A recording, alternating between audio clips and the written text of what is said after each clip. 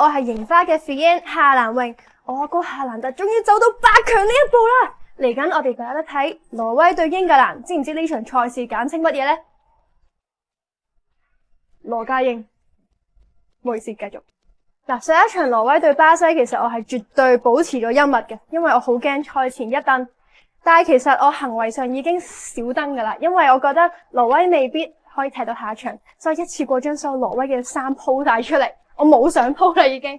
所以嚟緊佢哋對英格蘭呢，我會繼續唔講嘢，亦都唔鋪嘢，希望可以做到最少嘅干擾，最少嘅電力干擾，係啦。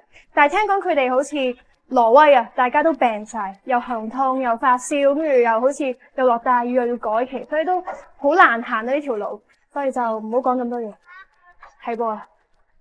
哇！世界盃真係好邪惡，應該係我人生第一次睇世界盃，原來係會連腹肌都慢慢消失埋，所以我而家已經決定，除咗世界盃睇波嘅時間，我其他時間都唔食嘢噶，就將啲 quota 留翻喺個深夜嘅宵夜入邊。